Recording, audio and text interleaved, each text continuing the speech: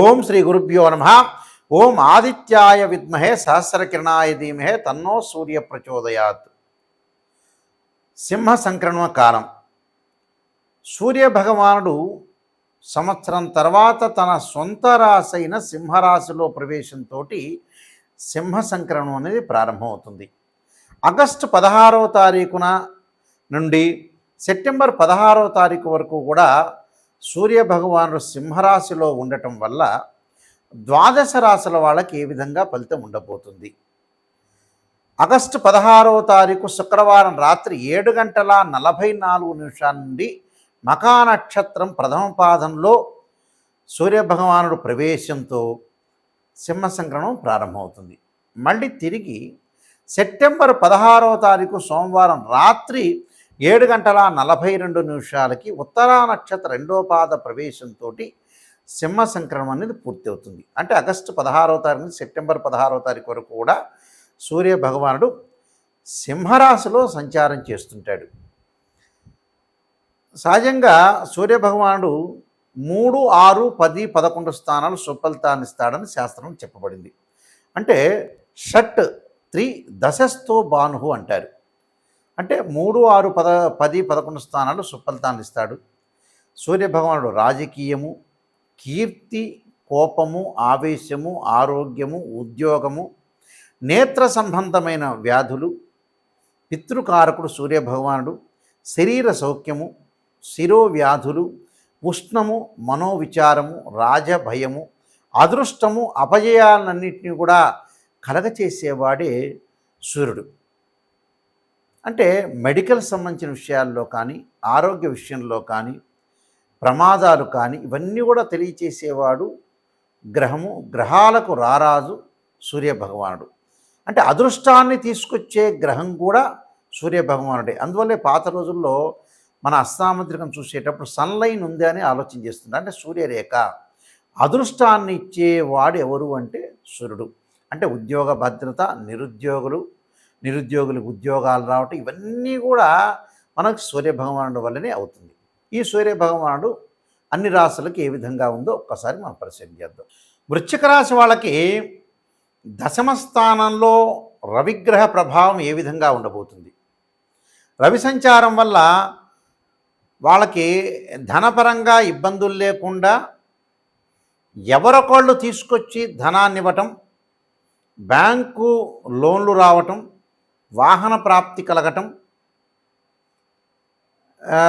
ఆరోగ్యం బాగుండటం, బంధుమిత్రులతోటి సమాగమం, అంటే బంధుమిత్రులతోటి కన్సల్ట్ చేయటం, అంటే ఎవరైతే రిలేటివ్స్ కానీ ఫ్రెండ్స్ కానీ ఉంటారో వాళ్ళతోటి కన్సల్ట్ చేయటం, వాళ్ళ వల్ల వీళ్ళకి లాభాలు కలగటం, ప్రాఫిట్స్ కలిగే అవకాశం ఉండటం, రాజకీయ వ్యవహారాల్లో జయం కలుగుతుంది. అంటే ఎవరైతే పొలిటికల్ లీడర్స్ ఉంటారో వాళ్ళందరికీ కూడా విక్టరీ జరిగే అవకాశాలు ఉంటాయి. అంటే వాళ్ళకు అనుకున్న పనులు నెరవేరటం, కొన్ని ప్రాజెక్ట్స్ కానీ ఆందోళన లేకుండా ఉండటం, మనస్తాపాలు లేకుండా మానసికంగా స్ట్రాంగ్గా విల్ పవర్గా ఉండే అవకాశం అనేది ఒకటి ఉంటుంది. మహావైభవము, శుభ కార్యక్రమాల్లో పాల్గొనటం, శుభ కార్యక్రమాల్లో జయము, ఏదైతే వీరు ఒక ప్రాజెక్టును తలపెట్టున్నారో ఆ ప్రాజెక్టులో విజయం సాధిస్తారు. ఉద్యోగపరంగా లాభం, అధికారుల యొక్క గతంలో ఏదైతే అధికారులు ఉంటారో వాళ్ళని మేము కలవలేకపోయిన వ్యక్తుల వాళ్ళకు కూడా కలిసే అవకాశం ఒకటి ఉంటుంది.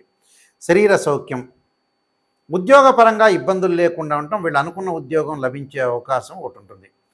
కార్య విజయం, కార్యసిద్ధి, కుటుంబంలో శుభం కలుగుతాయి. మహనీయుల యొక్క కలయిక, అంటే పెద్దవాళ్ళ యొక్క మన కలయిక లభిస్తుంది. సంఘంలో గౌరవ మర్యాదలు, అంటే సంఘంలో కూడా మనం ఏదైతే గౌరవ మర్యాదలు ఆశిస్తుంటామో, ధనం ఆశిస్తుంటామో, ఆరోగ్యం బాగుండాలంటారు, ఉద్యోగంలో గౌరవ మర్యాదలు, పిల్లలు బాగా చదువుకోవాలి, ఒక ప్రెస్టేజ్ కూడా మనం తీసుకుంటే ముందుకెళ్తుంటాం. ఇవన్నీ వాళ్ళకి మంచి జరుగుతుంది. నిరుద్యోగులు కూడా మంచి ఉద్యోగం వస్తుంది వీళ్ళకి. ఆర్థిక పరంగా ఆదాయం పెరుగుతుంది. అంటే ఆర్థిక పరంగా ఆదాయం పెరుగుతుంది. సరైన మార్గాలు, అనేక మార్గాల్లో ఆదాయం వాళ్ళకి లభిస్తుంది. వ్యాపారంలో లాభాలు, భాగస్వామ్య వ్యాపారం బాగా కలిసి వస్తుంది. చిరు వ్యాపారులు అంటే ఎవరంటే రోడ్ల మీద పూలు పండ్లు అమ్ముకునే వ్యక్తులకు కూడా అధిక లాభాల్లో ఉంటారు. ఉష్ణ సంబంధమైన వ్యాధులు కలుగుతుంటుంది. అంటే శిరోవేదన, తలకు సంబంధించిన వేదన కలగటం, ఏదైతే తలనొప్పి ఇలాంటి వ్యక్తులు ఉంటారో తొందరగా ట్రీట్మెంట్ తీసుకోవాలి. సూర్యభగవానుడి యొక్క ఆరాధన చేయాలి. కుటుంబంలో శుభలం కలగటం, వివాహాది పనులు కూడా చకచక కావటం, విద్యార్థులు చదువు పట్ల ఆసక్తి చూపిస్తారు. స్త్రీలు గతంలో ఏదైతే వదిలేశారో బాధ్యతలు, ఆ బాధ్యతలు మళ్ళీ భుజస్కంధాల మీద ఎత్తుకునే అవకాశం ఉండటం, నిష్ణాతులైన వ్యక్తులతోటి కలయిక, అంటే ఎమినెంట్ స్కాలర్స్ తోటి కలిసి ముందుకు వెళ్తారు. అది మంచిదే. ఎమినెంట్ స్కాలర్స్తో కలిసి వెళ్ళటం చాలా మంచిది. అంటే ఇవన్నీ కూడా కొన్ని ప్రత్యేకంగా చూసుకోవాలి. అంటే ఏ విధంగా ఉండబోతుంది, అంటే లైఫ్ని ఎలా డిజైన్ చేసుకోవాలి, ఎలా మలుచుకోవాలి, అంటే మన చేతుల్లోనే కొంత ఉంటుంది. మన చేతుల్లో కొంత చేసుకుంటే భగవంతుడి యొక్క నవగ్రహాల యొక్క ఆశీర్వచనం లభించే అవకాశం ఒకటి ఉంటుంది. కాబట్టి భద్రత అనేది చాలా ఇంపార్టెంట్. ఆరోగ్యంలో ప్రమాదాలు జరగకుండా, అంటే వాహనాల మీద వెళ్ళేటప్పుడు ప్రయాణాలు ప్రమాదాలు జరగకుండా చూసుకోండి. సరైన సమయానికి భోజనం చేయండి. అనవసరంగా కొంతమంది సరైన సమయానికి భోజనం చేయకుండా గ్యాస్ ట్రబుల్ సంబంధించినవి కూడా తెచ్చుకుంటారు. గ్యాస్ ట్రబుల్ సంబంధించినవి అలాంటివి తెచ్చుకోవద్దండి. తెచ్చుకోకుండా కుటుంబంలో వైఫ్ అండ్ హస్బెండ్ మధ్యలో అనురాగ బంధం బాగా పెరుగుతుంది. సంతానం ద్వారా కొన్ని శుభవార్తలు, మంచి ఉద్యోగాలు లభించే అవకాశం ఉంటుంది. న్యాయవాదులకు అనుకూలమైన తీర్పులు, న్యాయపరమైన చిక్కులన్నీ కూడా తొలగిపోతాయి. అన్నదమ్ముల మధ్యలో అనురాగ బంధం బాగా పెరుగుతూ ఉంటుంది. వీళ్ళకి తండ్రి తల్లి అన్నదమ్ముల మధ్యలో కూడా వీళ్ళకి అనుకూలమైన ఫలితాలు వచ్చే అవకాశం ఉంటుంది. కాబట్టి భాగస్వామ్య వ్యాపారం కూడా బాగా కలిసి వస్తుంది వీళ్ళకి. మీరు పెట్టుబడులు పెట్టుకోండి, పెట్టుకుంటే కూడా మనకి లాభం కలుగుతుంది. కాబట్టి వ్యాపార విస్తరణ జరుగుతుంటుంది. ఏదో కొత్త రకమైన వ్యాపారం చేయాలని ఆలోచన చేస్తుంటారు. సినిమా కళాకారులకు కానీ రాజకీయ పరంగా ఉన్న వ్యక్తులందరికీ కూడా అధిక లాభాలు కలుగుతాయి. సంతృప్తికరమైన జీవితాన్ని సాధిస్తుంటారు. మనకి డబ్బునంత మాత్రాన సంతృప్తికరమైన జీవితం ఉంటుంది అనేది పొరపాటు.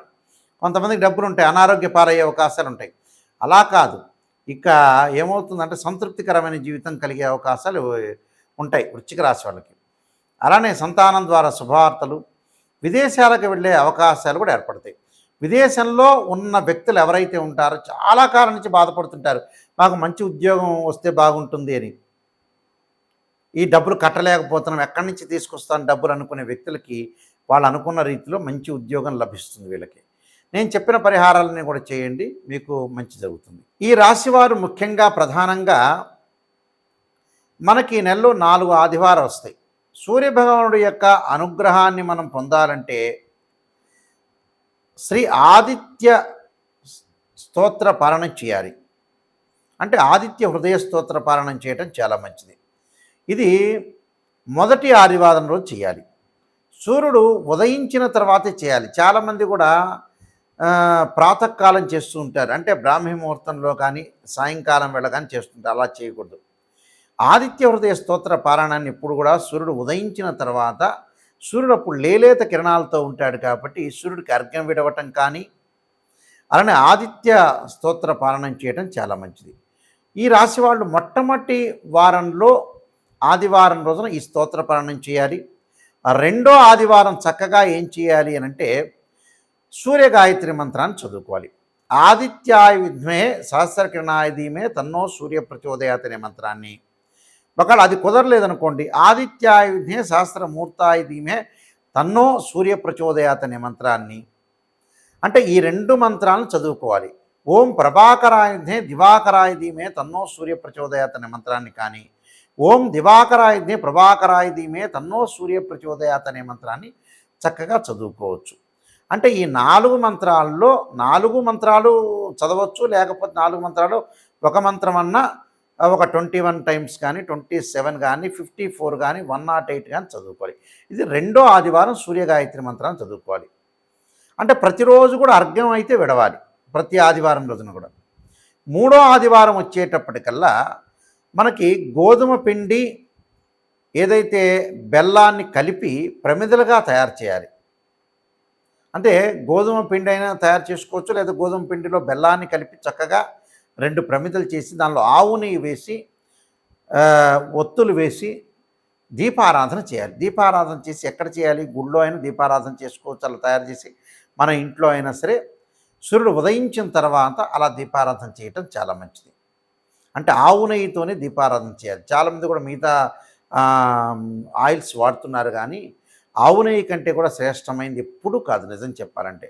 పురాతన కాలంలో సాంప్రదాయం అంతా కూడా నిజం చెప్పాలంటే ఇప్పుడు రకరకాల నూనెలు వచ్చినాయి కానీ ఆవు నెయ్యికున్న ప్రాధాన్యత దాని యొక్క శ్రేష్టం అనేది ఏది ఉండదు.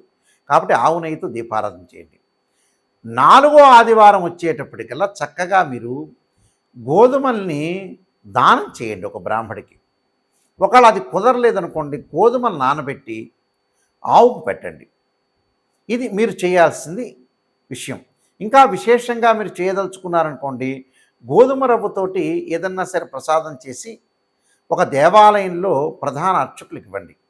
ఇస్తే వారు ఏం చేస్తారంటే చక్కగా అందరికీ కూడా గోధుమ రవ్వతో నైవేద్యాన్ని భక్తులందరికీ కూడా పంచే అవకాశాలు ఎక్కువగా ఉంటాయి.